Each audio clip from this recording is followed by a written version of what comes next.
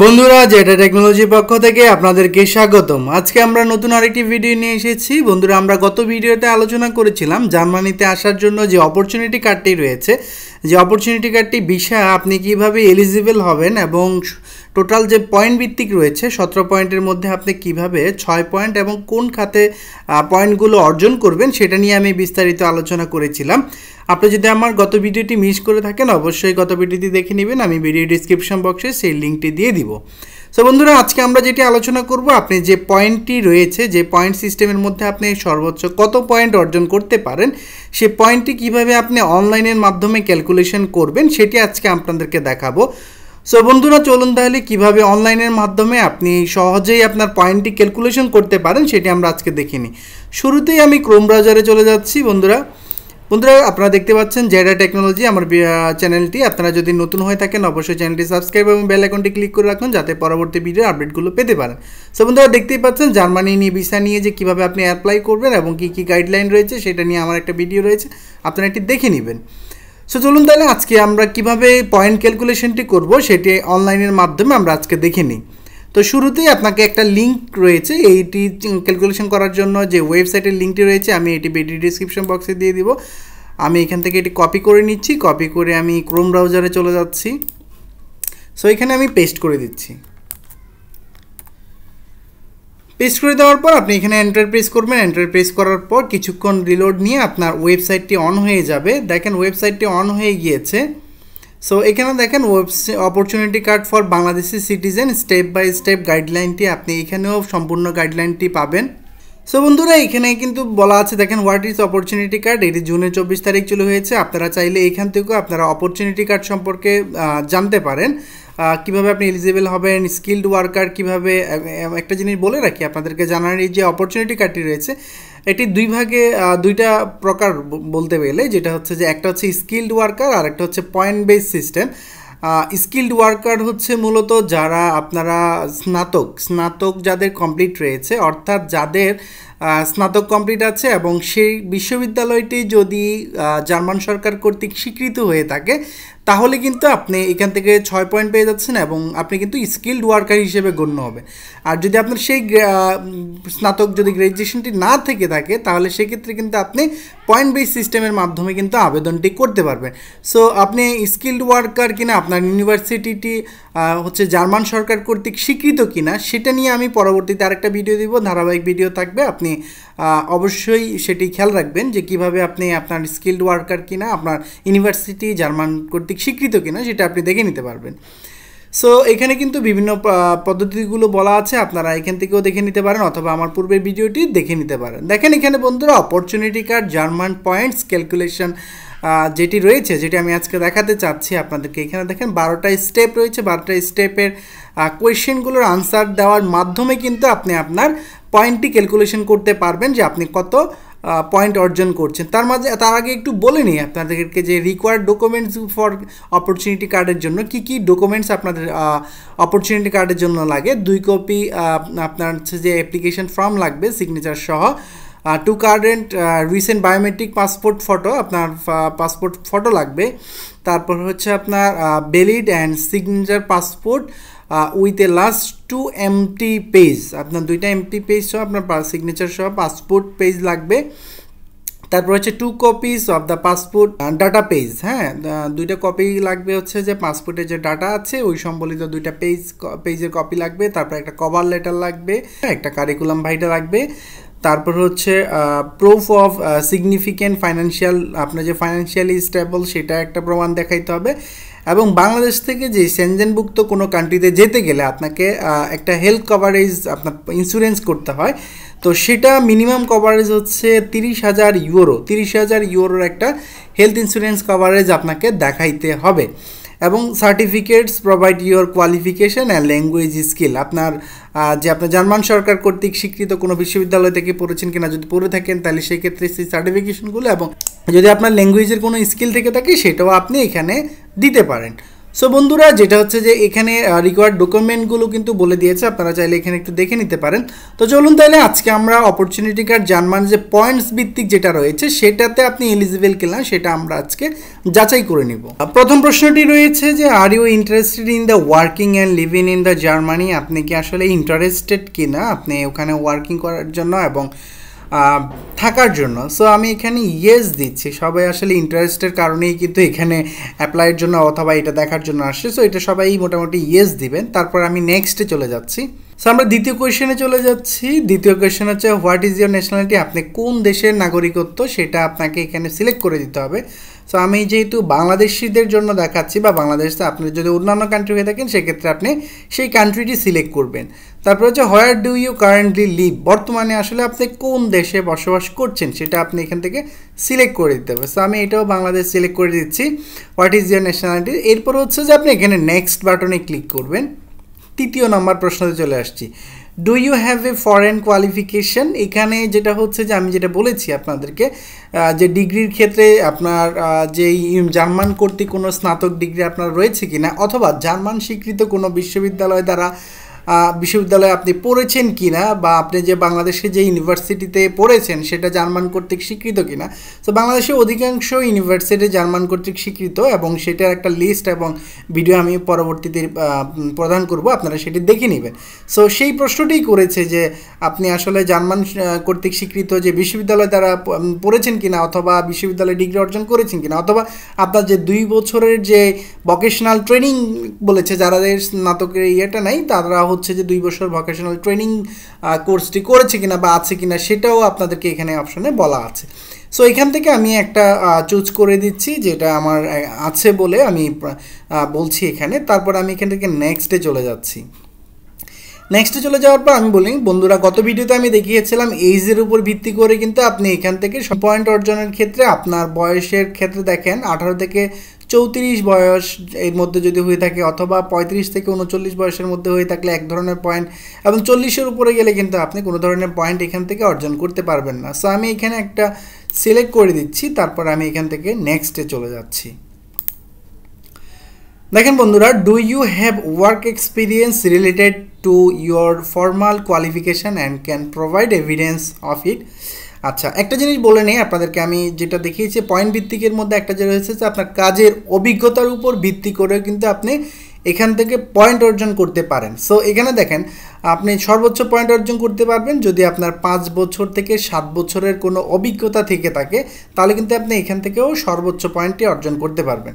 তারপর এখানে হচ্ছে যে 2 বছর থেকে 5 বছরের যদি অভিজ্ঞতা থাকে তাহলে আপনি এক ধরনের পয়েন্ট অর্জন করবেন। যদি 2 বছরের নিচে হয় সেক্ষেত্রে কিন্তু আপনি এখান থেকে কোনো ধরনের পয়েন্ট অর্জন করতে পারবেন না।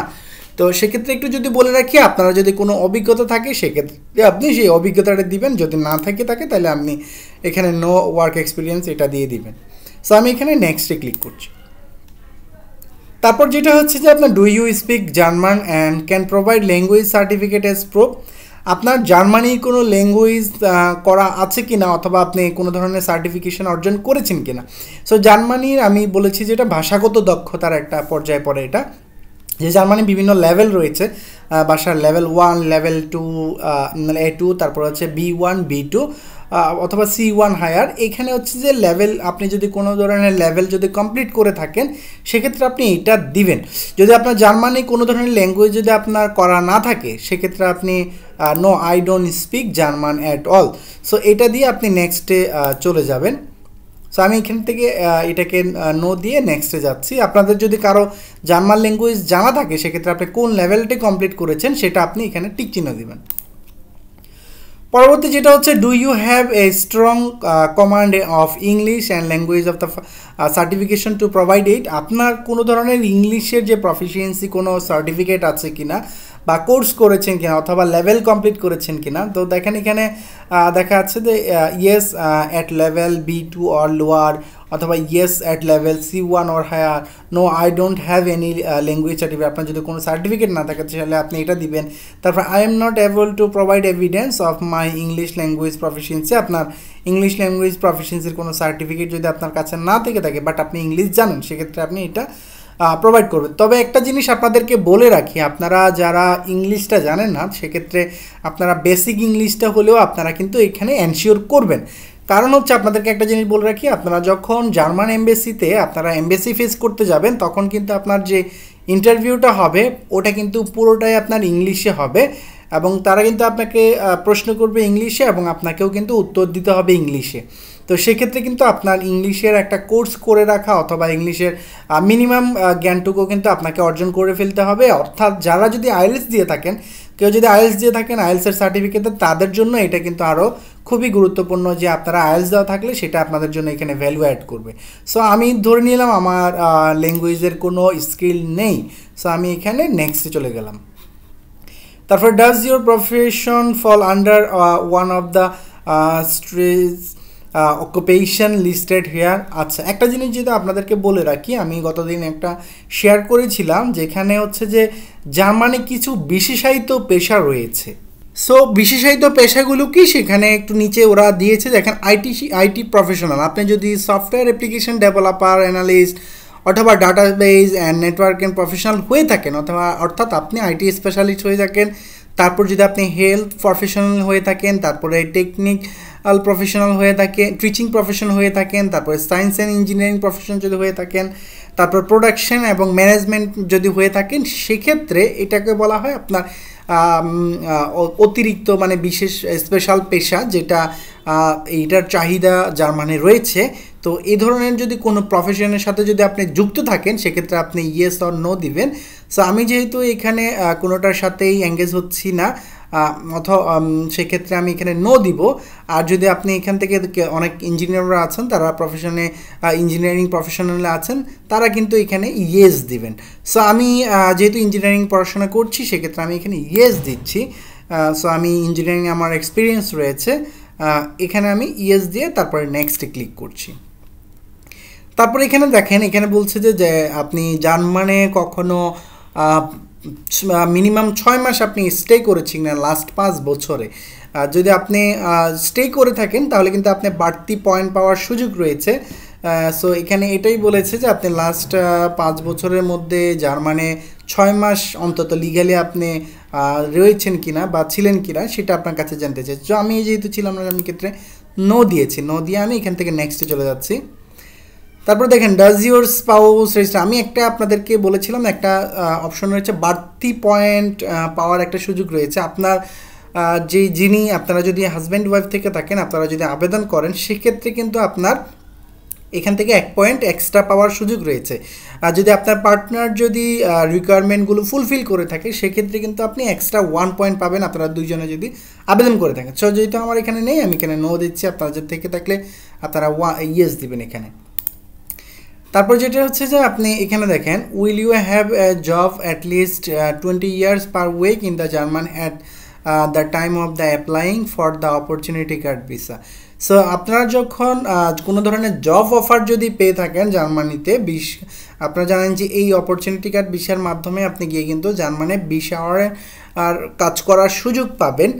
সো আপনি যদি অলরেডি কোনো কোম্পানিতে অ্যাপ্লাই করে যদি কোনো অফার পেয়ে থাকেন সেটা আপনাকে জিজ্ঞেস করছে। যদি আপনি অফার পেয়ে থাকেন তাহলে কিন্তু আপনার এখানে যে ব্লক অ্যাকাউন্টের যে অপশনটি রয়েছে, আপনাকে ব্লক অ্যাকাউন্টে যে টাকাটা ইউরোটা জমা দিতে হবে সেটা কিন্তু আপনার লাগবে না। আপনি আপনার যে অফার লেটারটি রয়েছে সেটি দিয়ে কিন্তু আপনি চলে যেতে পারবেন। মানে এখানে জার্মান সরকার যেটা জানতে চায় যে আপনি ওখানে যাওয়ার পর আপনার যে থাকা খাওয়া যে আনুষঙ্গিক যে খরচগুলো রয়েছে সেটা আপনি বিয়ার করতে পারবেন কিনা।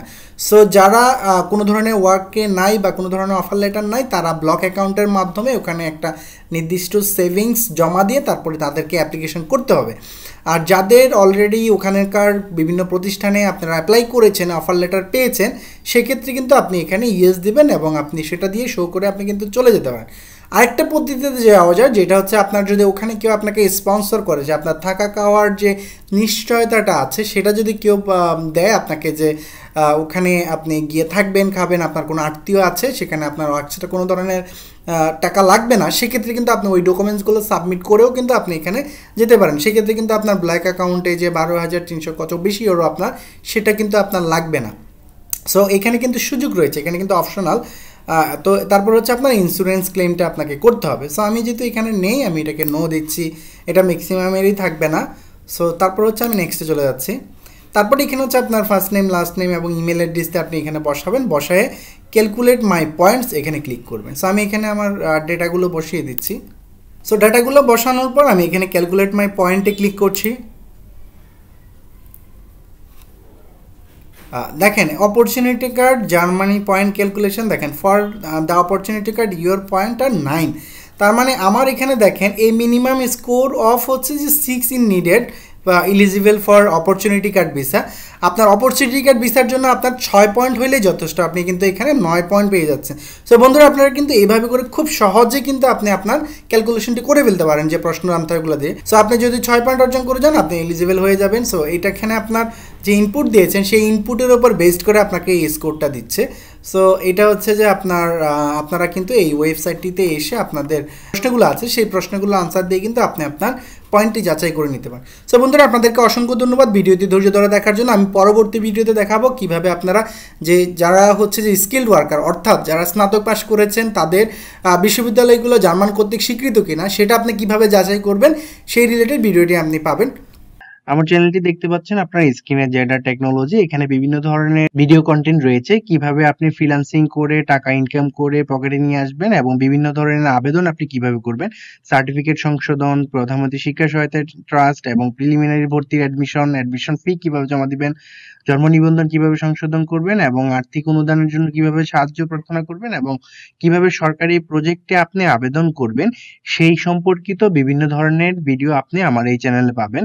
সো সবাইকে অনুরোধ করবো আপনি চ্যানেলটি সাবস্ক্রাইব এবং বেল আইকনটি ক্লিক করে রাখুন, যাতে আপনারা খুব সহজে এই ভিডিও কন্টেন্ট গুলো দেখতে পারেন এবং আপডেট পেতে পারেন।